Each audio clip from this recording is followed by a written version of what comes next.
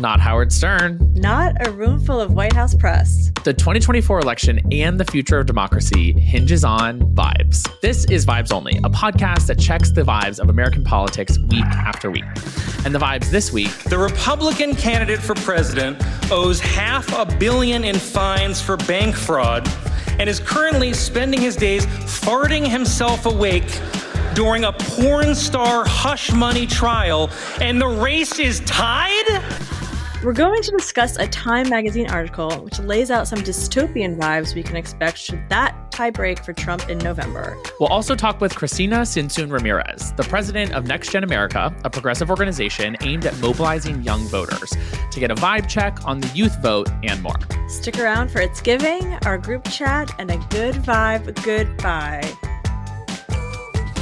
Okay, Glennis. Brian. This weekend, I was with our friend Keith Edwards, who we've had on the pod before, and we were at this party, and it was like a lot of fashionistas. We were a little out of place every weekend. Don't sell yourself short. The politicos were in the corner nerding out, and I asked Keith to tell me, I was like, okay, what do you think is going to happen in a hypothetical second Trump administration? And he was like, Trump's not going to win, blah, blah, blah, blah, blah. Like started listening to the data. I was like, yeah, I know. Like, I see the data as well. I also do this. I'm asking you to like think past November. Your vibe. Exactly.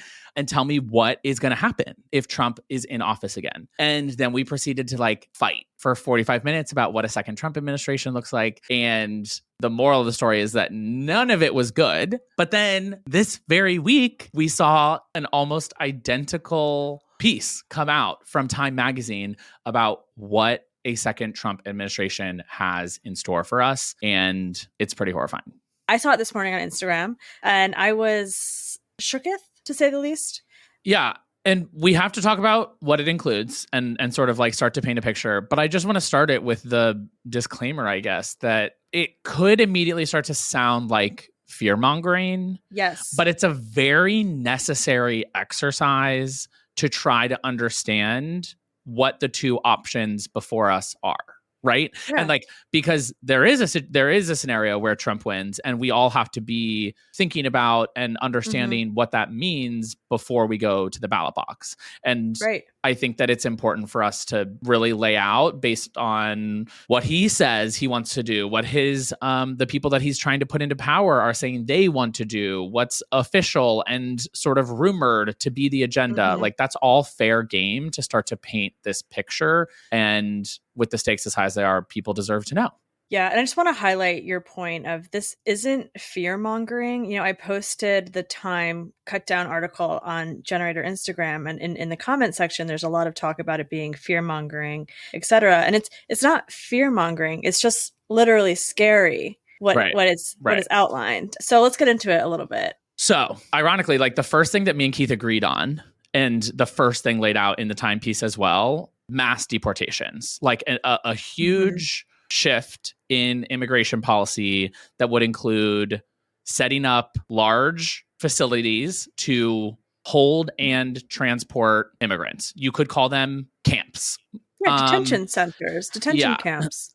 And so he's promising to deport 11 million people out of the United States. I don't even know where that number comes from, but that is a big deal. That would be a really big deal. It would affect everyone. And within that, he wants to deploy the U.S. military at the border and inland to execute on that, which is scary. And that immediately becomes a sort of second theme that we started to tease out as well, which was, what does the role of federal law enforcement and the military become in a second Trump administration? Because there are some scary scenarios there. But one of them, extremely believable, would be in the context of immigration enforcement that they would deploy. And another highlight that he made using U.S. military and armed services is that he would, gut the U.S. civil service, and he would deploy the National Guard to American cities as he saw fit.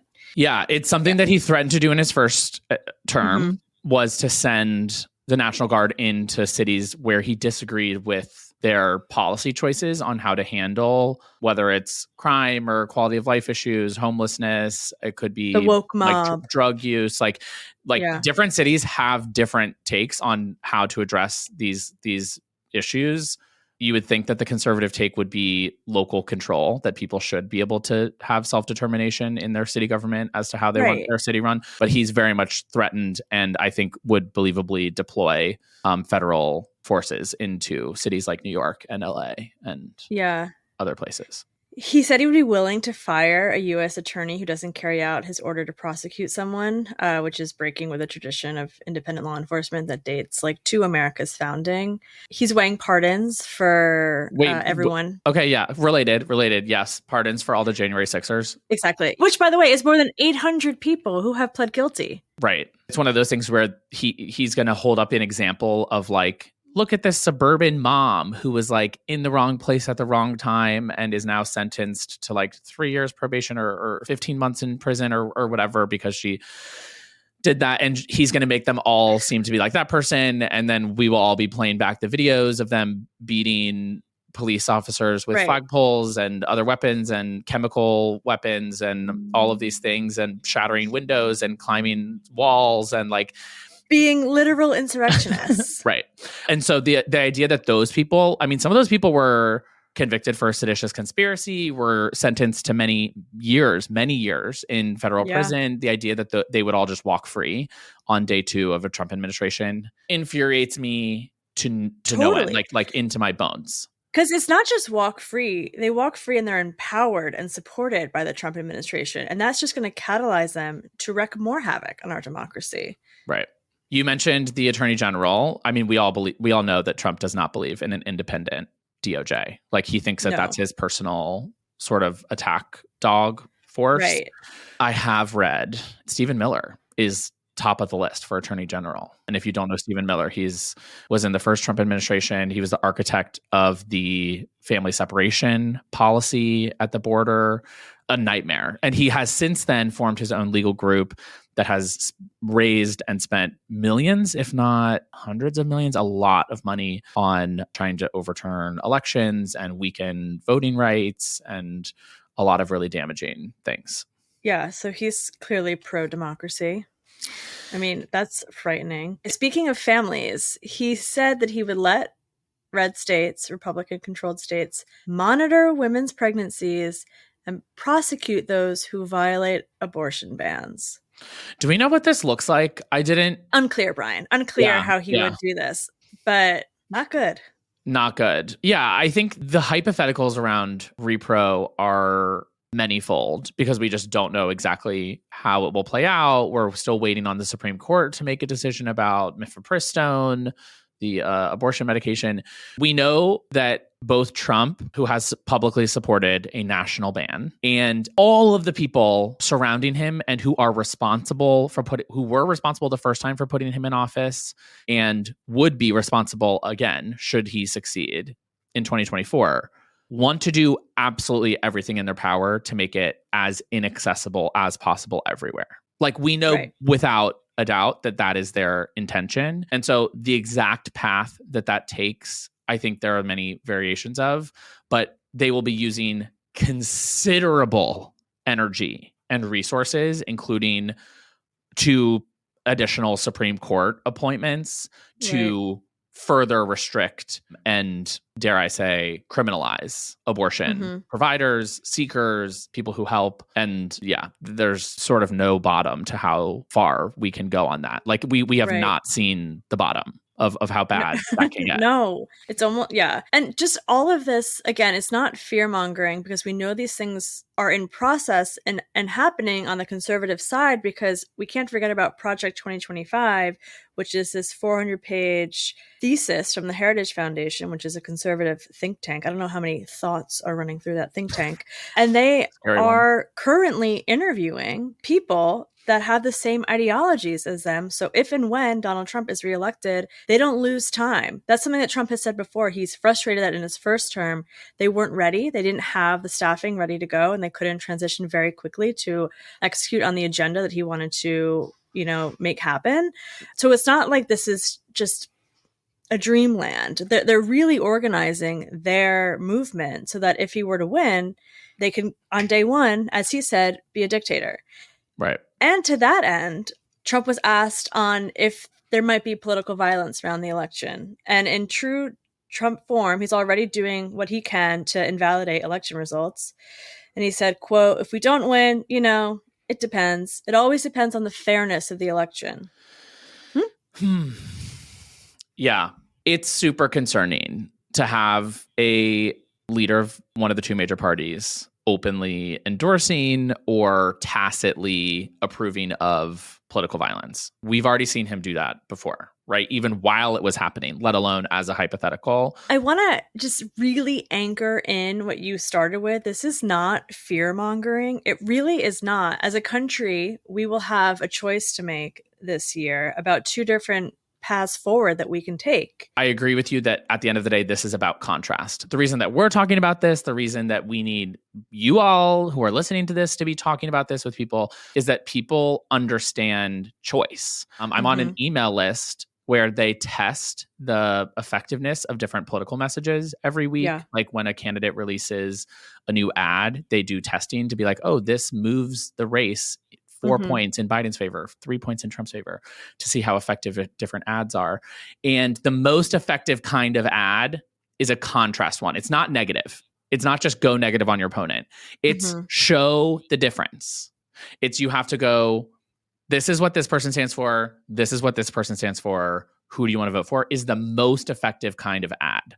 And like, that's just how people's brains work. And so we need to be making the contrast for people clear. I think that Biden, particularly since State of the Union, has been doing a better job of spelling out what his next term agenda looks like. And we've talked about that here too. We'll continue to. But people are always like spinning, their heads are spinning, trying to cover Trump. And we never talk about what happens come January 2025. Right. What that actually looks like. So if you're listening, share this episode. Like we just did the cliff notes for you of the Time magazine article. It's real. Talk about it. Don't not talk about it. I think the more we're talking about it, to your point, the more we're going to be giving people the opportunity to make the choice. Okay, Brian, I know that we were just gloomy doomy on Trumpity Dumpity, but I have hope. To quote the late, great Whitney Houston, I believe the children are our future. And I know that was bad. I do love that song, though. Rest in peace, Whitney. And we're not talking about children here. We're going to be talking about Gen Z, the Gen Z voting bloc. Gen Z and millennials will be the largest voting bloc. Gen Z will always be children to me. Well, but they're not me. No. Because you kind of are. And I have hope. I believe that they are an engaged electorate who cares, and we have new polling on them. Yeah. And let's be clear, every path that gets Biden to a second term includes significant, robust turnout from young people. Like, it is a must.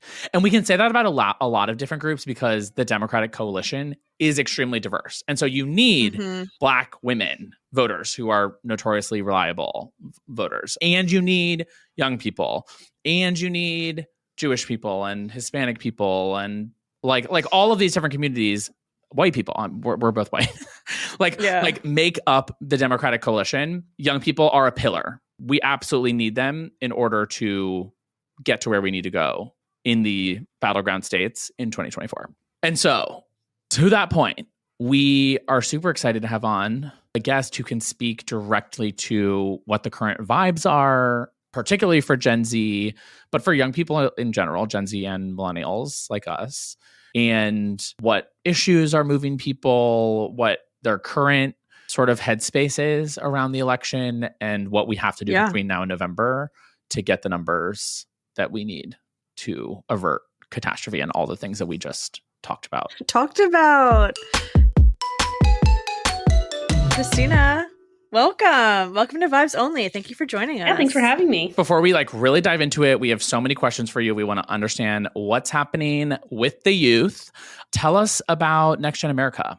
Next Gen America is one of the key organizations saving American democracy because we mobilize the largest, most diverse and progressive generation in American history, young people. And we've been at it for 10 years. And the last 3 election cycles have seen the largest youth voter turnout in American history. You're welcome defeating Donald Trump in 2020 2020. You're welcome for stopping the red wave in 2022 that was promised, all brought to you by young people that have a really different vision than the Republican Party. Period. Yeah, period. I love it. And so on Vibes Only, we talk a lot about like what sort of steers our political conversation and like the vibes of the country. I know that you all just did a major poll of young voters in this block that you're talking about that have been so critical in the past few cycles. Can you tell us like what the vibes were like from that poll they told you? Okay, so first off, I'm going to tell you what the poll said, but I want to say what you need to understand that polls give like nuances, temperature check with young people, but young voters' attitudes are very different than actual young voter behavior. So, and this is why if you read any like New York Times, Washington Post headline of the last several elections, right before the election, it's all doom and gloom, young people down on Dems, don't support Biden, unlikely to turn out. Election happens, young people turn out in record numbers, and they turn out for Democrats, right? So our poll showed, not surprisingly, that young people are not happy overall with either major candidate. In a two-way matchup, Biden wins the youth vote by 12 points. We would like to see it be more, but that's in a two-way matchup right now. And in a three-way matchup or a multi-party matchup, Biden wins just by 9 points. And that 20% of the youth vote looking right now at a third-party candidate choice. And the other big takeaways are that young people still have questions and concerns, no surprise, about a two-party system, a two-way matchup.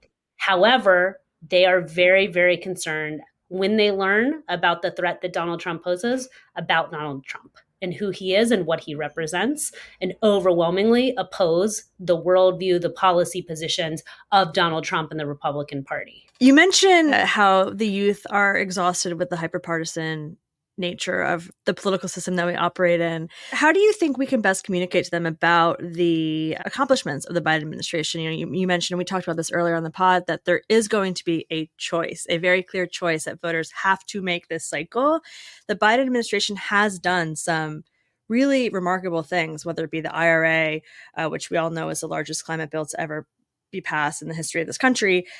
What do we need to do here? How do we need to like start having that conversation more with Gen Z voters? Yes, I think what's interesting, right, is that young people are registering their dissatisfaction, their want for more, which is it's fine. I think we get freaked out about this, but I think actually if you look at voting behavior and what young people care about, right? Young people, when I say they are the most progressive generation, right? I think a lot of some of the myths around the youth vote is that Democrats have overwhelmingly always taken the youth vote, that they've always been more progressive, and that's not true. So Republicans and Democrats used to pretty evenly split the youth vote up until about the Bush years, and then Obama just took a big, huge chunk out of the vote, and then Republicans have not been able to win it back. So that's one, is to understand that. So young people care a lot about progressive policy, and their behavior is saying, we are putting our bet when we vote on the Democratic Party about the vision that we can make for our country.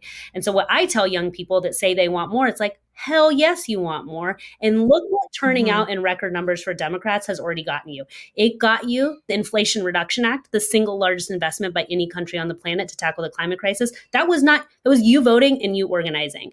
Gun safety legislation happened because young people organized and elected the right people to make it so. Student debt cancellation, that happened because young people turned out in record numbers and made it so.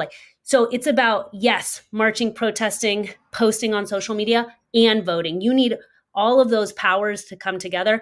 And if you like that legislation that's passed, which by the way is the most progressive policy that I've ever seen passed in my lifetime, then yeah, you want 4 more years to get a lot more done. And then it's about, I'm an organizer for a long time. It's about figuring out power-wise, who can I move the most to get what you want done. Yeah. So if you want more done and it's not enough, absolutely. But guess what? There's only one choice and one candidate.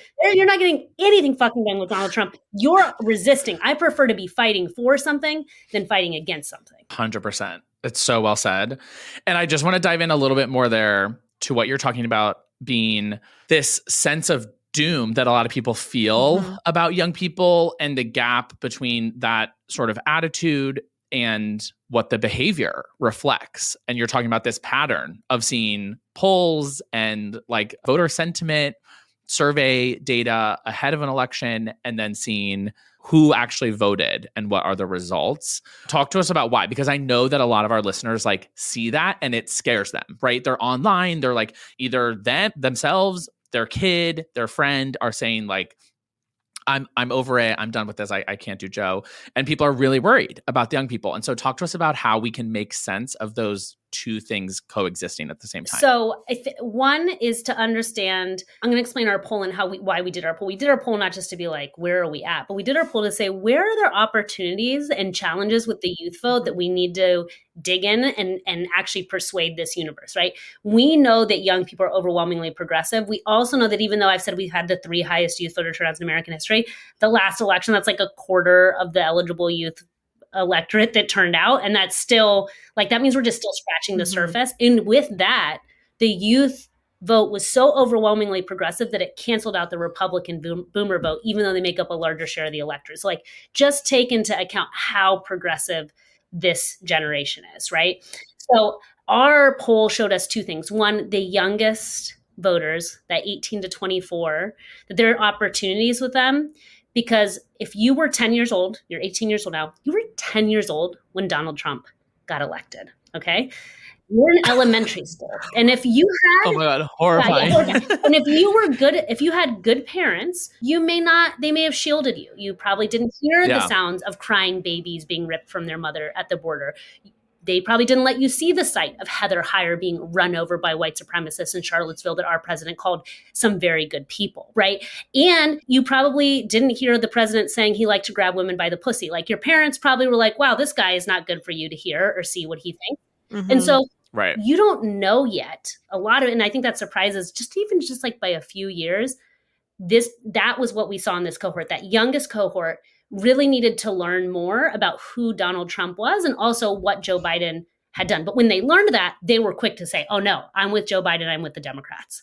So that was very clear in our polling. The second one were what we call double haters, people that don't like either candidate. And some of them were older, but the good news is the majority of them voted for Joe Biden in 2020. That means they're with us and they don't like Donald Trump. They see Trump as very dangerous still. So they just need to be convinced and to turn them out. And so I think those are the real opportunities that we saw from the youth vote. And the second thing is, when we started 10 years ago, starting registering and organizing young people with the premise, if we can organize young people to scale, we can tackle the greatest crisis of our time, the climate crisis, and make government move. People were like, that is such a waste of time and money. Young people are never going to turn out 10 years ago, and politicians are never going to do anything. That's 10 years later, not us by ourselves, but in part because of us and others, largest youth voter turnout in American history. The passage of the Inflation Reduction Act. So when you invest in young people with the right messages and messengers, they do turn out. And the proof is in the pudding.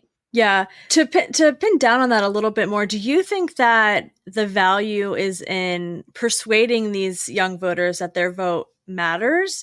And or that because of their vote, and I mean in the singular sense, like the margins of these elections and seeing that some of these races are won and lost on 200 votes, and is it they need to be communicated about the wins of the Biden administration, about how attorney generals in the state are extremely important because of the power of prosecution. Did you poll or see any of that in your working groups as to like what the persuasion has to be? Yeah, so we tested key messages, right? And we did both hitting Trump and Republicans and then talking about the positives of Biden and Democrats.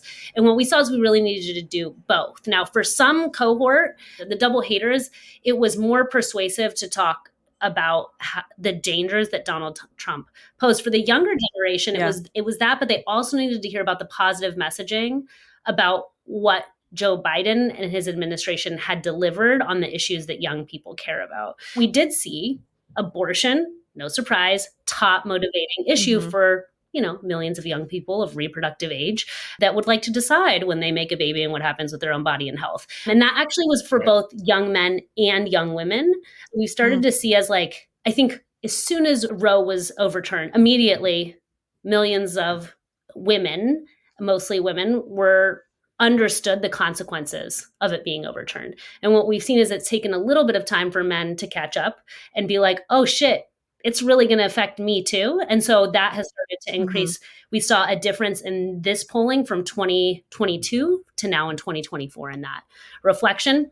The economy, another top motivating issue for young people. But I do think there are ways, like I think a lot of pundits will say, don't talk about the economy because Republicans win on the economy, which I think is total bullshit because their economic vision is really for the top 1% and not about middle and working class people, which is most young people. And the other issues are just like the threat to democracy. Those are all within the wheelhouse of where Democrats win what young people care about. Let's double click on the economy for a second. We saw a clip recently on Fox News claiming that the economy is why young people are, air quotes, abandoning Joe Biden. Let's see the clip. As we have been talking about for months, a lot of the numbers are good for the administration, but it just doesn't feel like it. And that's one of the reasons why young people are abandoning Joe Biden. The numbers are good, but it just doesn't feel like it. Vibes. We call that vibes. So how do you feel like young people are currently responding to the economy? It again feels like there's a disconnect between like headlines, best jobs report ever, like inflation down, unemployment down, like all these things, and what we hear from our friends or our younger friends. Can you talk to us a little bit about how young people... I guess the news agencies, its core demographic is like 65 plus. It's not really where I'm going to get my news source for how young people are feeling about anything to do with the economy or policy. But, you know, I think young people understandably do feel the economic pinch, right? Like they feel the economic pains of an economy that doesn't feel like that was built for them. And that isn't a product of the Biden administration. That is a buildup of policies over years that have, looking back at Occupy Wall Street, right? It was young people at the forefront saying, we are angry about an economy that feels that we're really also the first ones to, even before Bernie, to talk about the growing gulf of inequality, was young people at the forefront of that saying, it feels like Wall Street, it feels like big banks. And the top 1% are really benefiting. Actually, the conversation with the top 1% really came from Occupy Wall Street, right? And that has only grown, right? This generation, rent is really high, housing costs are high, young people have less assets than older generations. So of course, they're going to feel the pinch of economic pain first. And the policies that the Biden administration, the Democrats have moved on really speak to young people. So 88% of young people support labor unions in this country. 88%. That is a high watermark. So that actually includes Republicans in there, just to be clear. There is only one party in this country that supports labor unions, and that's Democrats. Young people overwhelmingly believe in taxing the rich their fair share. Only one party, one candidate believes in taxing the rich their fair share. Only one party and candidate believes in a living wage versus a minimum wage. And when we talk about equal pay for women, and only one party, one candidate. So if you talk about those policies, hands down, Democrats win. And young people also, while there's still more gains to be made economically to address like 30 plus years of the growing gulf of inequality in this country, young people have made the greatest gains wage-wise since workers have been getting raises since post-COVID. Those are the workers that have been making the greatest gains and making the greatest demands, as they should. Oftentimes a lot of these movements are, you're protesting or you're organizing around the system, the capitalist system, the late stage capitalism that we operate in. And when you look at what party, again, even though the hyper-partisan nature of our system is exhausting for many people, what party is going to advocate for the working class and the middle class? It's the Democrats, it's not the Republicans.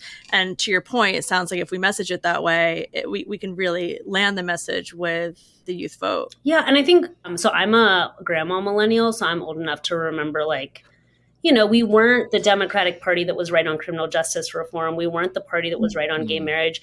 And we were definitely not the party like when it came in the 90s to talking about taxing the rich their fair share. It was all like still trickle down economics for both political parties. And so I think what's happened, even though you talk about hyperpartisanship, unless it can be challenging, I think the Republican Party has really revealed who they actually are working for, right? It is white supremacy. It is for the top one, not even the top 1%, the top 0.1% of this country. And then you have a Democratic Party that's saying we're going home to the labor movement. We're going home to raising wages for working people. We're going home to the idea and concept that who built this country are working people and they deserve their fair share. And so I feel like it is a very clear calculus about if you believe in social justice, if you believe in equality, if you believe in fairness, there's only one party. That's it. Now, should there be multiple parties? You can debate that there should be. But given what we have and what's at the forefront, I think the choice is very clear. Boom. Cut that. Put it in a TikTok. Put it on blast. I think the other thing that people are seeing as they're listening to this, like the context of this week in particular this month, is that we're seeing young people engaged on college campuses in a really big way, making a lot of news this week in particular. And I'm hoping you can help us interpret some of what that means for the 2024 election and sort of how you see the current college campus protests around Israel policy affecting the election in November. Yes, I mean, I think the protests have erupted, or the stage at which we've seen them spread here in the United States and across the globe, right, is just within some of them in the last 48 hours, last 24 hours even.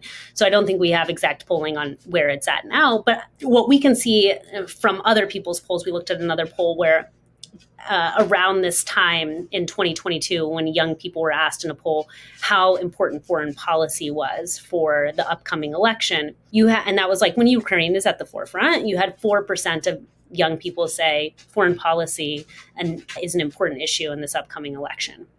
Most recent poll, 84% of young people said foreign policy, specifically in relation to Gaza, was an important issue in this upcoming election. Now, it doesn't register for the majority of young people in their top issues, but there is, and this has been, our message to the administration, young people are really critical to the administration winning. We want the administration. I want the administration. Next Gen wants the administration to win because we know the consequences of them not winning and also what we can gain and win. But clearly, young people are dissatisfied or not in alignment where the administration is on their position on Gaza and Palestine. Will that be the majority of young people that vote on that issue? Probably not. However, in a Michigan, a Pennsylvania, or Arizona, you don't need that many young people to decide to vote for third party or sit out to have an impact. And so, because we're, like you talked about, some of these races are really going to be nail biters and won on the margins. And so we think it's important that the administration listen to young people. And also my message to young people that say, I don't want to vote because I don't want to vote for Joe Biden because of this issue, is that Donald Trump is so much more dangerous on this issue than Joe Biden. And I believe that you elect the person you think you can push the most to deliver what you want. And if we look at student debt, if we look at climate change, if we look at criminal justice, also Joe Biden was opposed to marijuana reform for years. And he was opposed to student debt cancellation. He got there because we organized and pushed him to get there. You can organize if you disagree with this administration and get them to where you need them, want them to be, I believe, because they actually are willing to listen. This is a movement that just started and people are building the political muscle. If you want to move an administration on this, there's only one administration you're going to be able to move. And so you should vote for the people you think you can move. I love that framing. I think that's exactly what I will be telling younger people in my life for sure. Well, thank you so much, Kristina, for being with us. You've dropped some serious truth bombs and a lot of wisdom. So we appreciate the perspective, the hope, and we really would love to have you back on as the election nears. For sure. And where can folks find you online? Yeah, so you can go to nextgenamerica.org. And also people plug for volunteering. You can volunteer with us from anywhere in the country because we send tens of millions calls, texts. We even do some fun dating app organizing where you can search by geography, political persuasion, of course, gender, and then slide into people's DMs talking about the big D, democracy. And I love it. Amazing. Yeah, so join us in any of those formats or ways. It's giving. Okay, Brian, it's giving. Lindsey Graham, he was confronted with David Pecker's testimony outlining catch and kill strategy for Trump in 2016. David Pecker, who ran the National Enquirer's parent company, testified that he paid to catch and kill stories about Trump, specifically to help his presidential campaign. You don't have any concerns about that? Apparently a lot of people do this. Arnold Schwarzenegger, Tiger Woods. No, I think the whole thing is a crock. Tiger Woods is not running for president, and the allegation is about, at least not yet. Yeah, no, about I got campaign. it. I think the whole thing's BS. It's giving go to bed, Lindsey Graham. You're good. It's also giving. Oh, he's had work. He's had work done. He's got fillers. Wow. For listener only vibes community, his face looks like Death Becomes Her. It's giving Death Becomes Her. It's giving Nip Tuck. Like, yeah. Wow. I almost didn't recognize him. Well, I thought in the beginning he was stroking out, and it was just that he had no, like, his facial muscles are all in paralysis from all the Botox. Yeah, it's definitely giving like Desperate Housewives. Lindsay He doesn't look good. This is like, just go enjoy your Botox at home in South Carolina. And on the substance, it's absolutely bonkers for Republicans to try to dismiss it out of hand when you know that if the shoe were on the other foot, they would be losing their minds. Okay, group chat. Brian, this is trigger warning. We're going to be talking about dogs and the death of a dog. The murder. A murder of a dog. A murder. I love animals. I am a dog whisperer. I foster animals. And anyone in New York City, if you want to foster, DM me. I'll connect you to some great organizations. Dogs are creatures of God. Like, do not shoot them. No one knows what you're talking about. If you have not seen yet, South Dakota governor and potential Trump, or formerly Trump VP pick, Kristi Noem, is releasing a book. And she thought that this book tour was going to go so well, and it's going to like get her the VP slot. And she releases an excerpt from the book, and it's a story about her murdering her own dog because it killed her neighbor's chicken. Not even that. She's a hunter. She has hunting dogs. Hunting dogs they need to be highly trained. They're highly active. Like, she had this new dog, a puppy. It was like 14 months. So like an adolescent. She brought this dog on a hunt, and the dog was not properly trained. The dog was super excited and started killing a neighbor's chicken.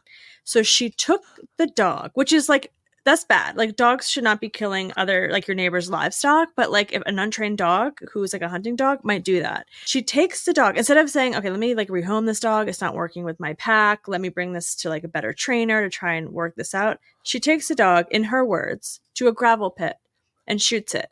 And then she proceeds to say how much she hated the dog. Like, it's bonkers. Like, okay, Kathy Bates, like, nobody wants this puppy murdering lady the vice president. I can't believe when I first saw it, because I first saw it as a text in a group chat, and I was like, wait, what good oppo? Someone got this incredible oppo on Kristi Noem. How did they find out she murdered her dog? Little did I know, she published it herself and boasted about how much she hated it. And I think she honestly thought she was going to get like gun props for it. Right. And it's like, I'm sorry, left, right, center. People we don't love like dogs. Puppy killers. Totally. In America. People love dogs. So crazy. What else was in the group chat? Did you see the clip of Vice President Kamala Harris on Drew Barrymore's show? Yeah. Okay, so Drew Barrymore, for those who don't watch the show, like, one of her shticks is that she sits like super close to you, like definitely within your circle. Like, you know, when you're a kid and you're learning about like how to set boundaries, your personal space. Like, yeah, you're in my personal circle or my personal space. The vice president, God bless her, almost cracked up. You could see it in her face. She was biting her tongue because Drew was like up in her grill, and like the vice president's body language couldn't be any more like, we're good. And she's like, and okay, I will say Drew's not wrong, but she was like, the nation needs a Mamala. You're our Mamala, because that's what her kids call her. I didn't know that. Yeah, Kamala's kids, I think they're all stepdaughters, call her Mamala. Like, that's their nickname for her. And so that was like a callback to be like, America needs a Mamala right now. We really all need a tremendous hug in the world right now. Yeah. But in our country, we need you to be Mamala of the country. I thought the clip was funny because Drew Barrymore is like always very over the top and like very sincere, and I appreciate her for it.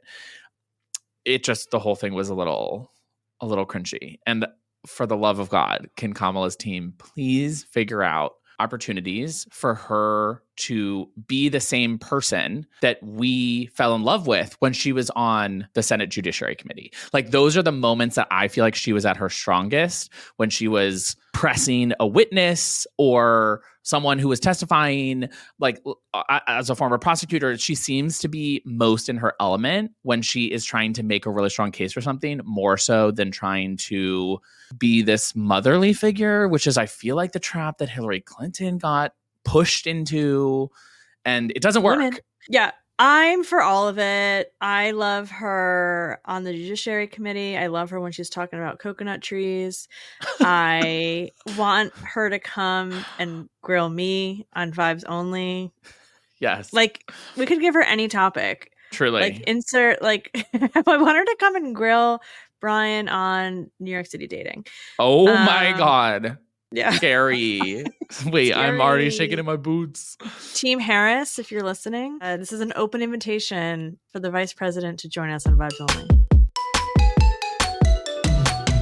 Brian, a good vibe that came out today from the Biden administration is that the DOJ, Department of Justice, plans to reschedule, so like reclassify, marijuana as a lower risk drug.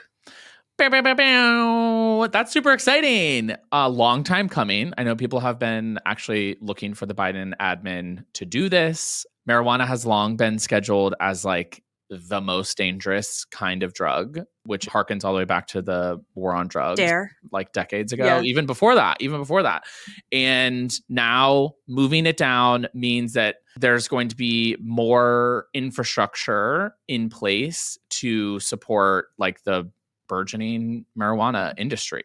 I think that this means that there'll be more banking resources available, that there'll be more like regulation and sort of like standards around it. It does not legalize it at the federal level yet, but this is a big step in like, the decrim movement. Yeah, it's now a Schedule 3 substance, which is like Tylenol with codeine in it, you know? I think that Celsius is in there.